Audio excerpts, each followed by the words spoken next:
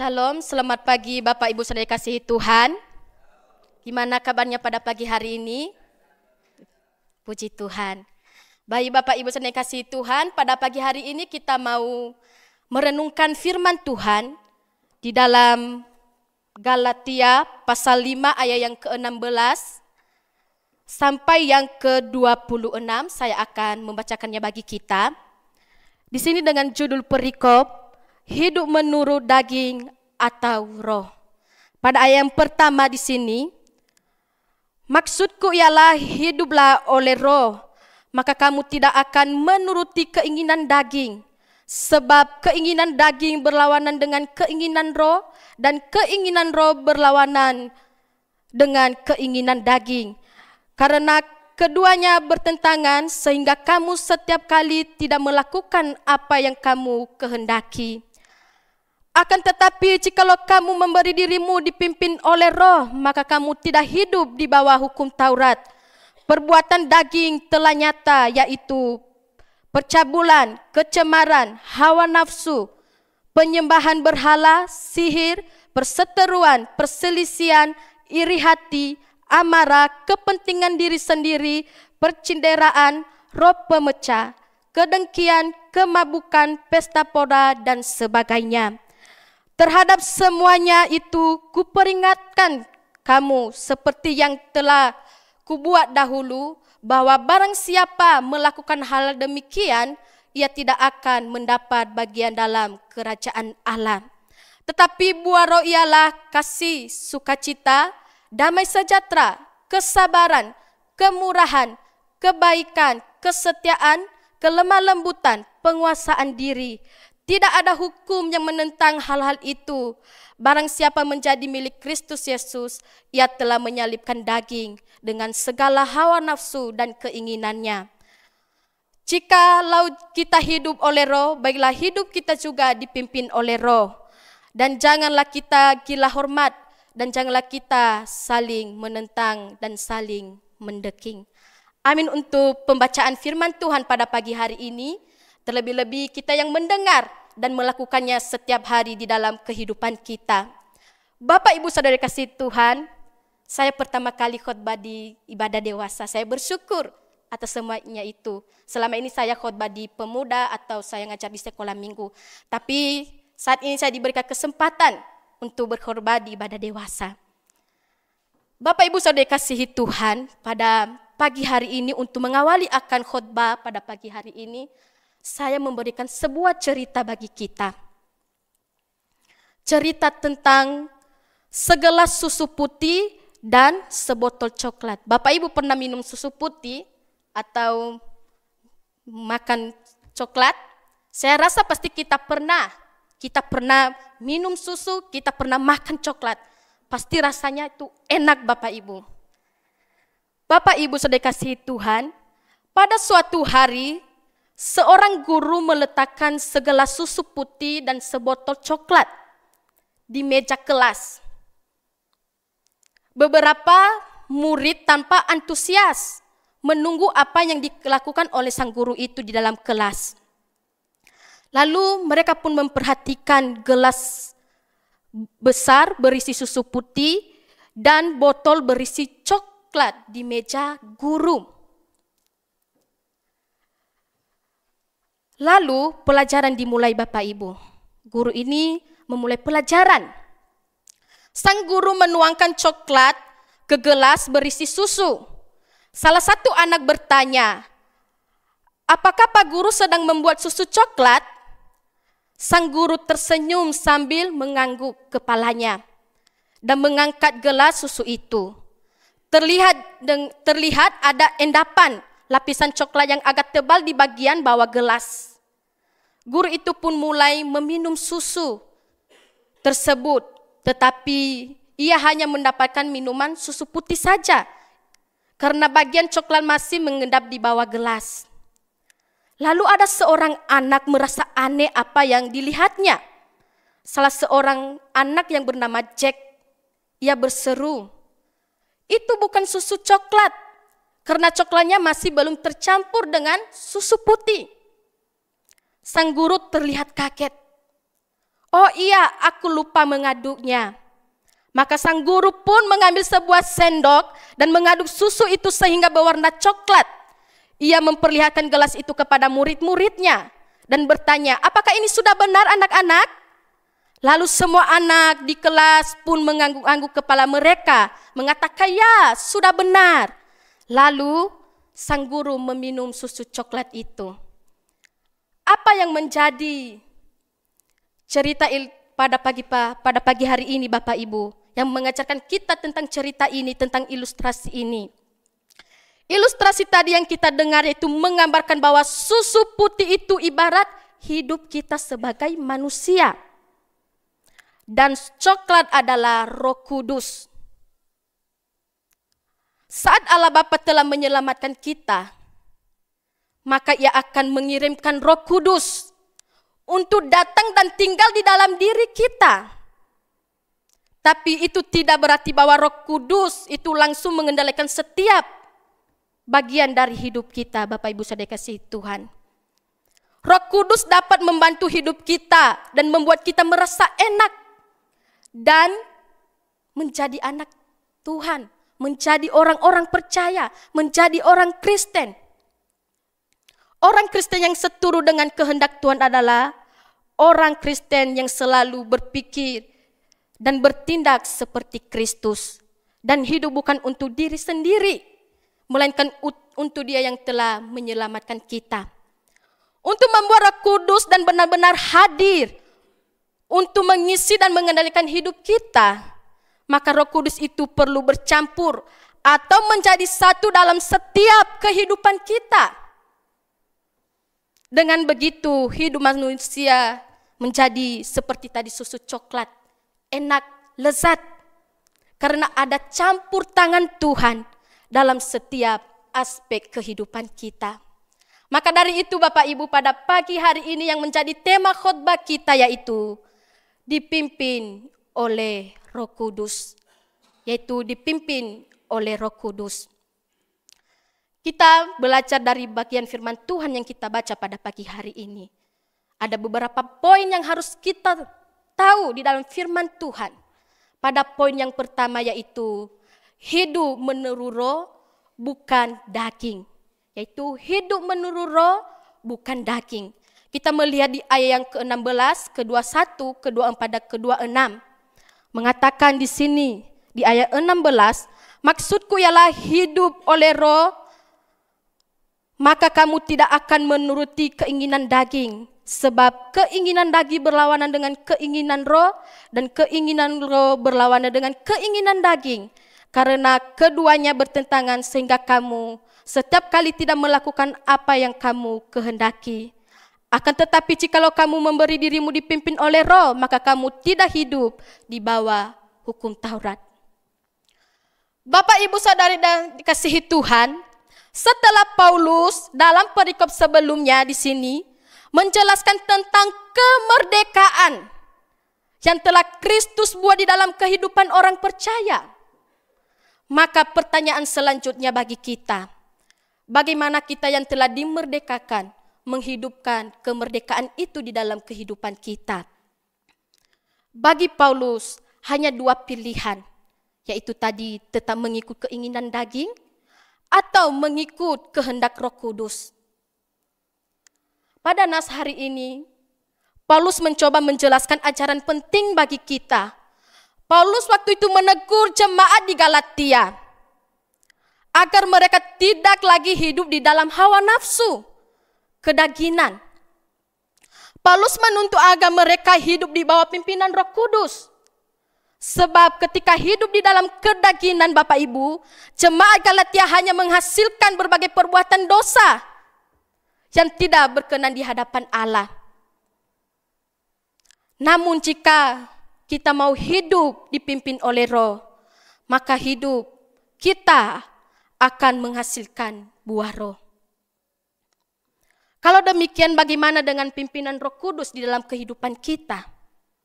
Tentu sudah kita ketahui bersama mengenai buah Roh Kudus, yaitu kasih sukacita, damai sejahtera, kesabaran, kemurahan, kebaikan, kesetiaan, kelemah lembutan, dan penguasaan diri. Ini merupakan buah yang keluar, yang bukan hanya kita rasakan, tetapi memancar keluar. Kita nyatakan kasih itu, Bapak Ibu Saudara kasih Tuhan. Ketika jemaat Galatia memilih hidup dalam Kristus, mereka harus bersedia meninggalkan hawa nafsu kedagingan mereka. Mereka mesti bersedia untuk dipimpin oleh Roh Kudus. Mereka tidak memilih untuk tetap percaya kepada Kristus, tetapi mereka ada di dalam dosa. Pilihan mereka hanya dua tadi Bapak Ibu, yaitu hidup dalam kedagingan dan menuai kebinasaan, atau dipimpin oleh Roh Kudus serta menghasilkan buah roh dalam kehidupan mereka. Dalam hal ini Paulus mendorong mereka agar hidup dipimpin oleh roh supaya dapat mendapatkan bagian dari kerajaan Allah.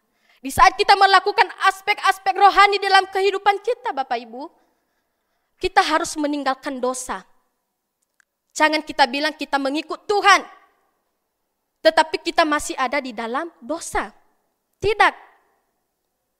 Kita harus benar-benar meninggalkan dosa dan percaya kepada Yesus. Melakukan setiap aspek-aspek kehidupan seturut dengan kehendak Tuhan. Apakah selama ini kita sudah melakukan aspek-aspek kehidupan yang seturut dengan kehendak Tuhan? Waktu itu Bapak Ibu, orang-orang Kristen di Galatia mempunyai kesulitan. Mereka juga mempunyai kesulitan Bapak Ibu. Yaitu kesulitan yang berasal dari luar. Mereka adalah orang-orang yang sudah berada di dalam Kristus. Sudah menerima Injil yang diberitakan Paulus. Sudah menerima Kristus yang mati dan bangkit untuk mereka. Sudah menjadi umat Allah. Sudah menjadi orang-orang yang ditebus oleh darah Kristus. Namun datanglah guru-guru palsu yang memanipulasi pikiran mereka, yang menghasut pikiran mereka dengan sistem yang Yahudi yang begitu ketat.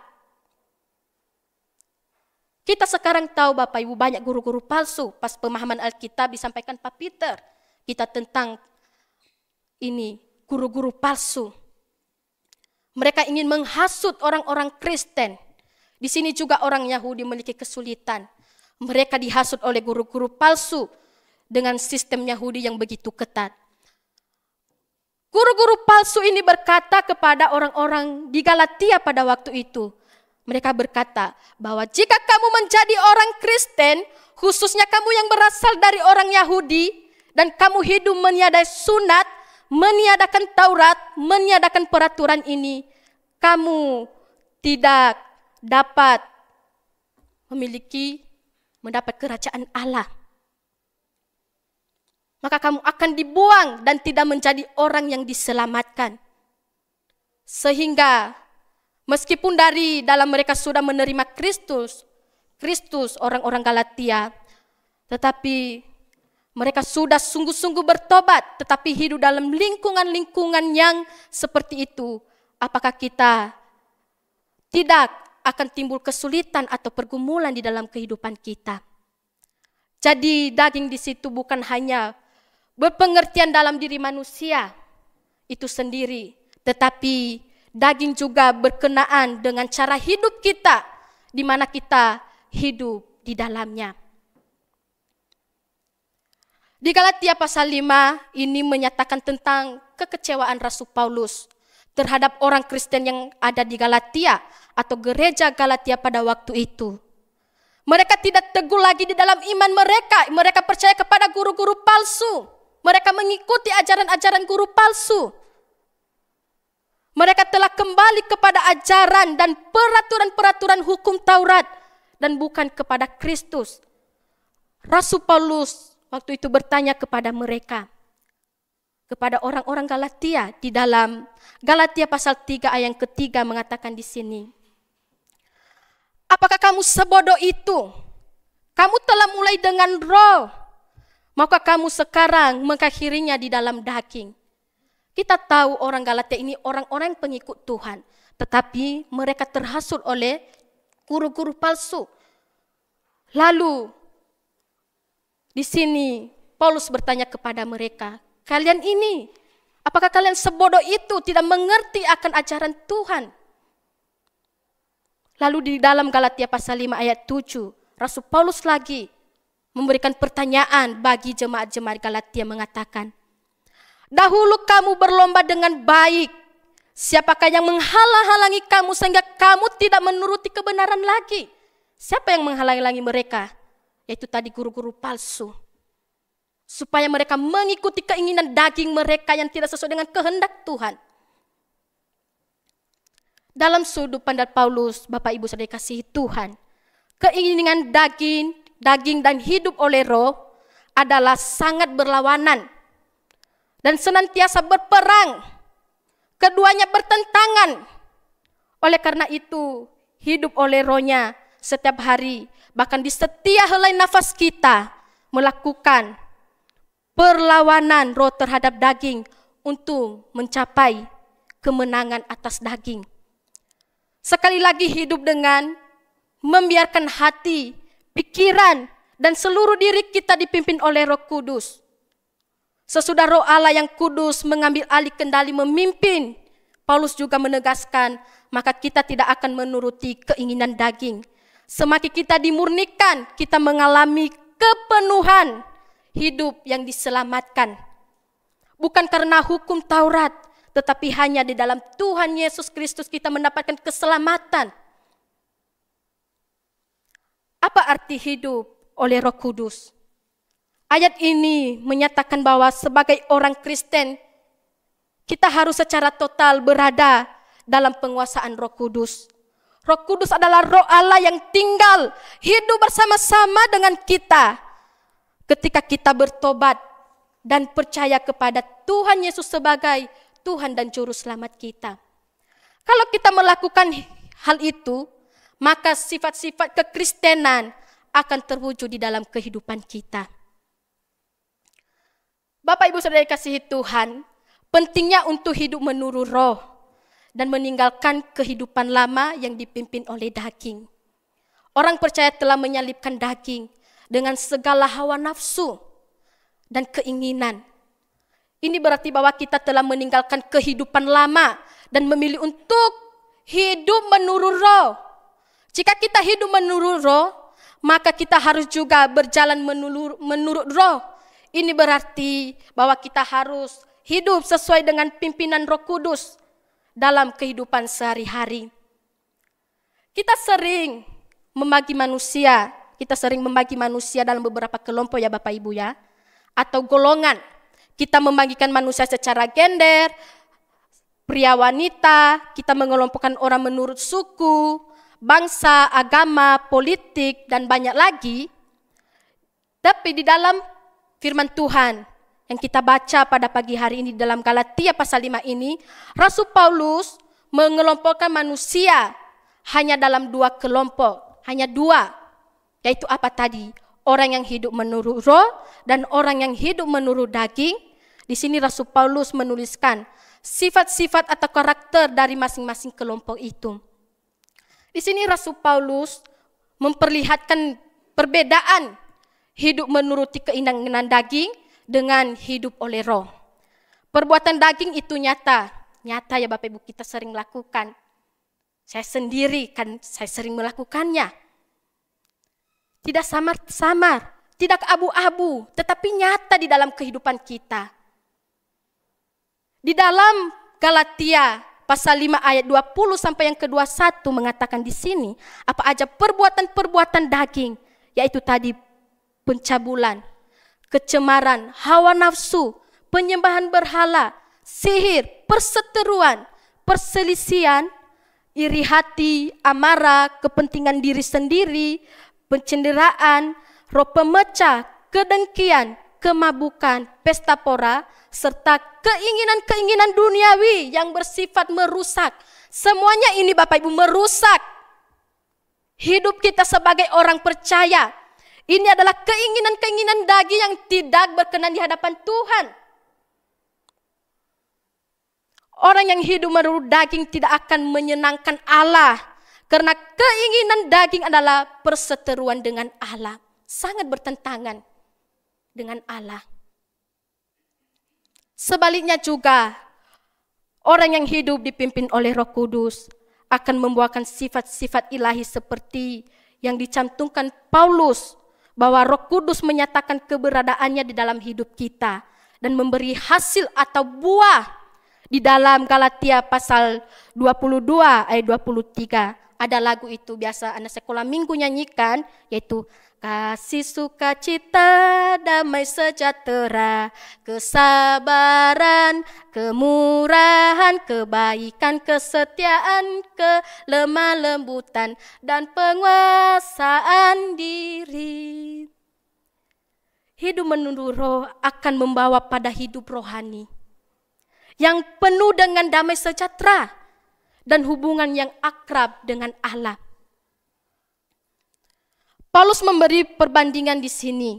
Hidup oleh roh berarti kita benar-benar mau menaklukkan seluruh hidup kita dipimpin oleh Roh Kudus. Dan bukan hanya sekedar seakan-akan mendapatkan energi baru dari Roh Kudus itu, lalu bisa menekankan kedagingan kita. Bukan hanya berhenti sampai di situ, tetapi buah Roh Kudus akan bekerja di dalam kehidupan kita dan memberikan suatu suasana yang damai di dalam kehidupan kita. Pasti kita Bapak Ibu, kita suka namanya damai. Kita enggak suka keributan. Pasti kita mau damai di dalam Tuhan. Di Galatia pasal 5 ayat 24 sampai yang ke-26, di sini menekankan pentingnya hidup dipimpin oleh Roh Kudus. Menyalibkan daging dengan segala hawa nafsu. Ini berarti memilih untuk hidup sesuai dengan kehendak Allah. Sehingga kita menghasilkan buah roh.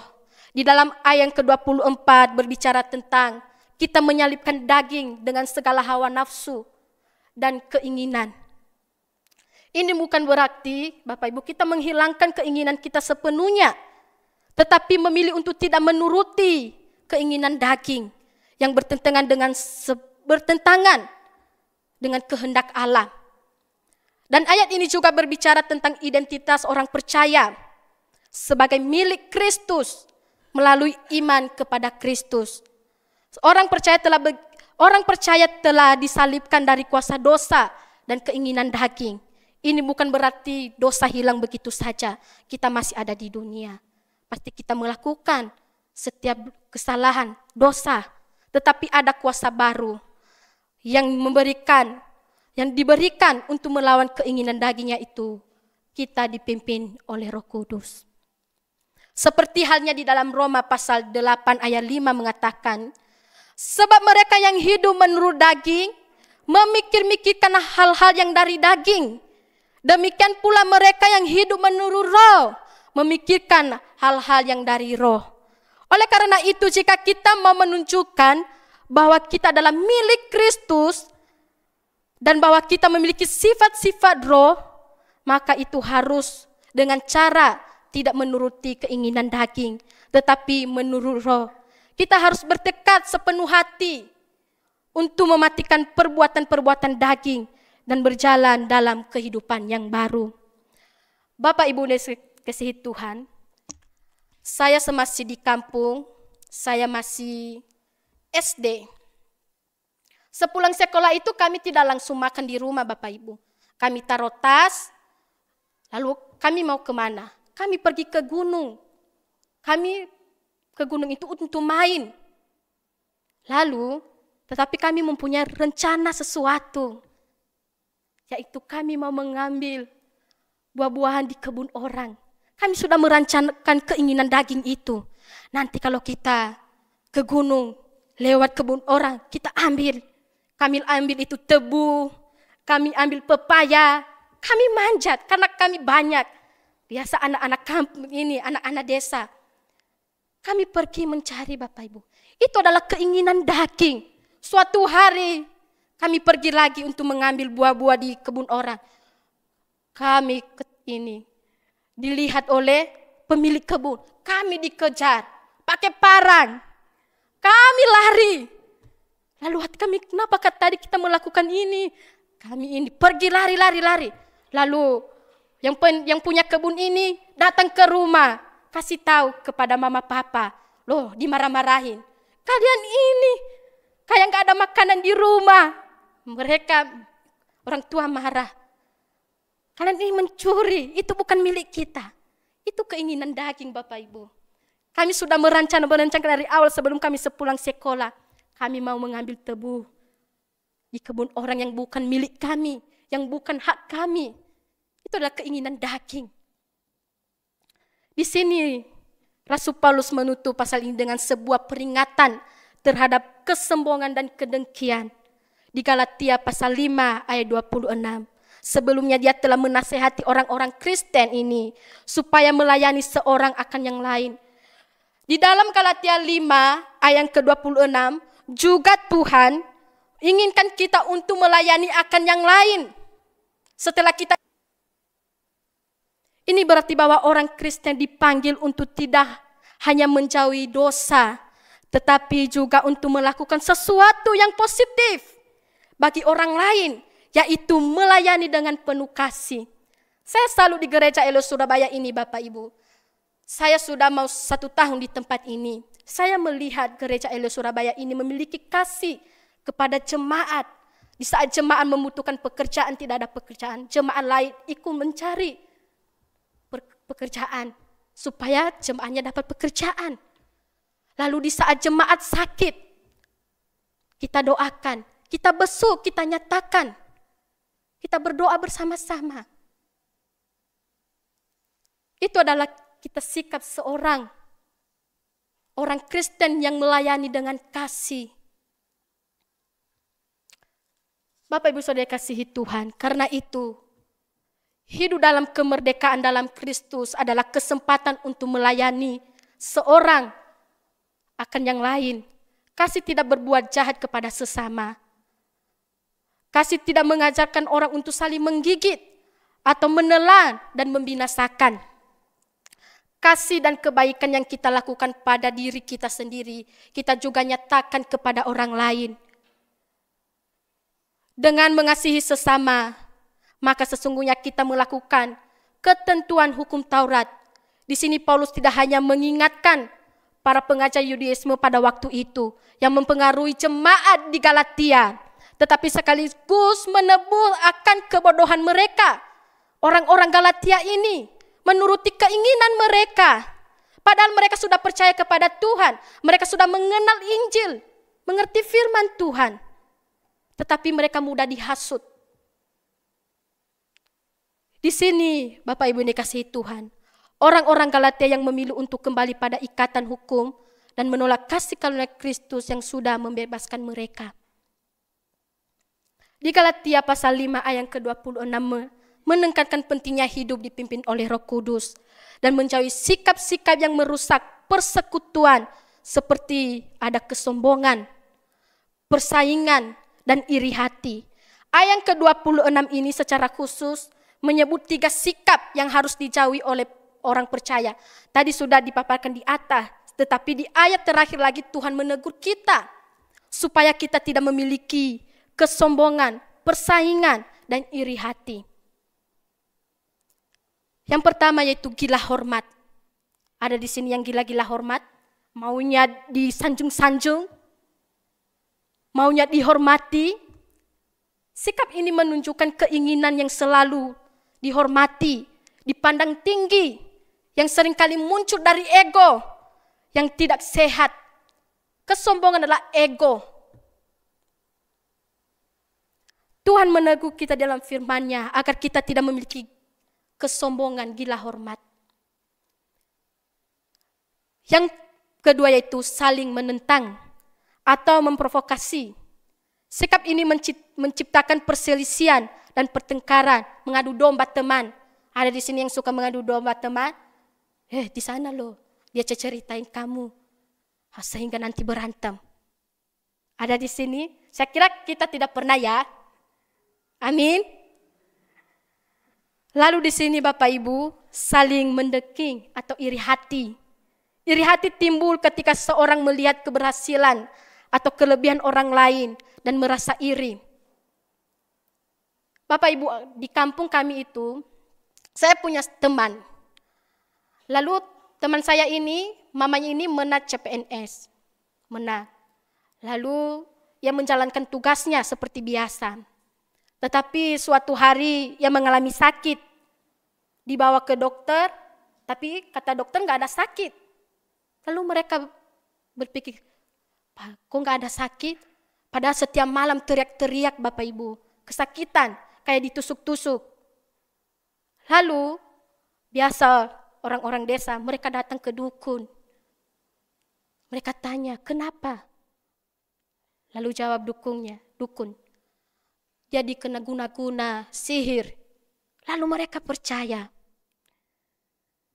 Lalu setelah itu Bapak Ibu, orang yang memberi guna-guna kepada mama teman saya ini itu di samping rumahnya sendiri. Lalu berapa bulan dia mengalami sakit. Karena tadi kata mereka guna-guna, ini adalah daging. Melakukan sihir. Setelah itu beberapa bulan kemudian orang yang mengguna-gunakan itu meninggal. Kita tidak tahu ya, karena dia meninggal karena dia melakukan guna-guna itu. Ada di dalam kedagingan, yaitu melakukan iri hati, sombong. Natur kita sebagai manusia memang mau dihormati Bapak Ibu saudara kasih Tuhan. Keinginan ini sebenarnya dilandasi akan harapan, penerimaan dan pujian dari orang lain. Namun apakah itu kebutuhan kita? Saya rasa itu bukan kebutuhan kita. Ketika kita mengharapkan penghormatan dari manusia, itu hanya akan membawa kita kepada jerat kesombongan, iri hati yang pada akhirnya mengakibatkan kekecewaan. Itu sebabnya Paulus menyampaikan agar janganlah kita gila hormat, saling menentang dan saling mendengki. Sikap gila hormat ini ada jika kita tak memahami keberhargaan kita di mata Tuhan. Sehingga ego kita kerap mencari pengakuan dan penghargaan dari manusia. Maka dari itu, nasihat Paulus sebaiknya menjadi acuan bagi kita. Di dalam Galatia pasal 5 ayat ke-24 mengatakan, barang siapa menjadi milik Kristus Yesus, ia telah menyalibkan daging dengan segala hawa nafsu dan keinginannya. Hal ini disampaikan Paulus karena ia tidak pernah mengharapkan penghormatan dari manusia. Baginya hal yang terpenting adalah mengejar kemuliaan Allah, mengejar kemuliaan Tuhan, dan ia tidak mau bermegah selain di dalam salib Tuhan. Kita sebagai orang percaya, kita memiliki identitas baru di dalam Kristus, di mana dosa tidak lagi berkuasa atas kita. Kita dipanggil untuk hidup secara berbeda Bapak Ibu. Dengan mengandalkan pimpinan Roh Kudus dalam setiap aspek kehidupan kita. Amin. Baik, pada poin yang terakhir. Pada poin yang terakhir yaitu menghasilkan buah roh. Kita melihat di Galatia pasal 5 ayat yang ke-22 sampai yang ke-23 mengatakan, tetapi buah roh ialah kasih, sukacita dan damai sejahtera, kesabaran, kemurahan, kebaikan, kesetiaan, kelemah lembutan, penguasaan diri. Tidak ada hukum yang menentang hal-hal itu. Yaitu poin yang kedua, yaitu yang terakhir, menghasilkan buah roh. Bapak Ibu pernah menanam tanaman atau bunga? Saya rasa kita pernah, saya sendiri pernah menanam. Biasanya kami di Salem itu menanam seperti sayur-sayuran. Pasti kalau kita menanam itu Bapak Ibu, pasti kita mau bunga atau yang kita pelihara itu mendapatkan hasil yang baik, dirawat, dipelihara dengan baik, sehingga menghasilkan buah yang baik juga. Seperti juga prinsip yang sama juga berlaku pada kehidupan rohani kita. Ketika kita menjaga kehidupan rohani dengan benar, kehidupan kita pun akan berbuah. Buah yang dihasilkan pun akan menyenangkan Allah dan orang yang ada di sekitar kita. Apa aja buah roh atau aspek-aspek kehidupan yang kita lakukan sebagai orang-orang percaya? Yang pertama yaitu kasih. Kasih adalah kemampuan untuk mengasihi orang lain dengan kasih yang tidak bersyarat, seperti kasih Tuhan Yesus, tidak bersyarat. Tuhan tidak meminta upah bagi kita. Dia tidak meminta imbalan bagi kita, Bapak Ibu. Ia memberikan kasih itu secara cuma-cuma kepada kita. Kasih terhadap sesama adalah sumber dari kasih Allah. Ketika kita menerima kasih Allah, kita mampu untuk mengasihi orang lain dengan juga kasih yang sama. Bapak Ibu pernah mendengar seorang tokoh di dalam Kisah Para Rasul, yaitu Stefanus. Pasti kita tahu ya, Stefanus. Stefanus adalah seorang murid Yesus yang penuh dengan buah roh, yang penuh dengan Roh Kudus. Ia melayani Tuhan dengan setia. Lalu kemudian dia dituduh melakukan penistaan terhadap hukum Taurat dan bait suci. Dia dituduh untuk menghujat Allah. Setelah menyampaikan pembelaan diri, ia membela dirinya. Tetapi satu orang pun tidak ada yang percaya kepada Stefanus. Stefanus diperhadapkan pada mahkamah agama pada waktu itu. Para anggota mahkamah agama sangat marah karena Stefanus ini menghujat Allah. Tetapi Bapak Ibu, dia tidak melakukan itu. Lalu Stefanus diseret keluar dari kota dan melempari dia dengan batu. Orang-orang itu melempar dia dengan batu sampai mati. Apa perkataan terakhir Stefanus ketika dilempari batu? Yaitu mengatakan, Tuhan Yesus, terimalah rohku. Dan setelah itu ia berseru, Tuhan janganlah tanggungkan dosa ini kepada mereka. Ia berseru kepada Tuhan sebelum ia mati, jangan tanggungkan dosa ini kepada mereka. Doa ini menunjukkan kasih pengampunan yang luar biasa dari Stefanus, bahkan dalam keadaan kematiannya. Coba kalau kita Bapak Ibu, kita dilempar batu, apakah kita tidak marah? Pasti kita marah, disenggol sedikit, marah. Tetapi Stefanus ini sampai mati Bapak Ibu, dia dilempari batu. Tetapi ia mengasihi. Ia berdoa kepada Tuhan, jangan biarkan dosa ini menanggung mereka. Ini adalah kasih yang sempurna. Setelah itu, setelah kita memiliki kasih, ada sukacita. Hari ini ada yang bersukacita atau enggak? Pasti bersukacita ya, karena dengarkan firman Tuhan. Setelah itu ada sukacita. Sukacita adalah kemampuan untuk bersyukur dan bahagia dalam segala situasi, bahkan dalam kesulitan penderitaan. Kita terus bersukacita, maupun sulit, mau menderita, tetap bersukacita. Saya rasa Bapak Ibu kalau ada kesulitan, sukacita enggak? Kayak berat gitu. Gimana bisa sukacita? Pergumulannya ini loh, penderitaan ini loh, saya enggak bisa. Tetapi Tuhan mengatakan dalam firman-Nya, bersukacita dalam keadaan apapun. Karena kita tahu Tuhan menolong, memberikan damai kepada kita. Yang ketiga, damai. Damai sejahtera adalah kemampuan untuk memiliki kedamaian dan ketenangan dalam hati, bahkan dalam situasi yang tidak pasti. Damai sejahtera juga mencakup hubungan yang harmonis dan damai dengan orang lain, serta kemampuan untuk menjadi pembawa damai. Kita harus menjadi pembawa damai. Lalu ada kesabaran. Kesabaran adalah kemampuan untuk menahan diri dan tidak mudah marah, frustasi, atau putus asa, terutama dalam menghadapi kesulitan tadi atau menderita.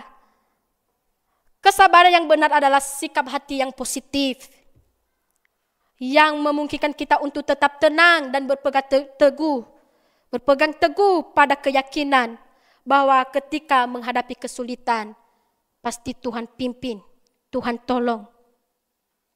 Lalu di sini ada kemurahan, kebaikan, dan kesetiaan. Ini adalah buah roh yang saling terkait. Kemurahan adalah kemampuan untuk berbuat baik kepada orang lain, yang membawa manfaat bagi orang lain, meneladani sifat Kristus yang penuh kasih dan perhatian kepada semua orang. Kebaikan adalah kemampuan untuk berbuat baik dengan tulus, Kesetiaan adalah kemampuan untuk komitmen kepada Tuhan dan orang lain. Lalu ada kelemah lembutan. Ini adalah sikap yang menggambarkan kebaikan hati, kerendahan hati, yang mencerminkan karakter Kristus. Orang yang lemah lembut tidak mudah marah, melainkan sabar dan bersikap bijaksana dalam menghadapi kesulitan. Yang terakhir, penguasaan diri. Penguasaan diri adalah kemampuan untuk mengendalikan diri sendiri dan tidak berpengaruh oleh hawa nafsu, serta mampu mengambil keputusan yang keputusan yang benar sesuai dengan kehendak Allah.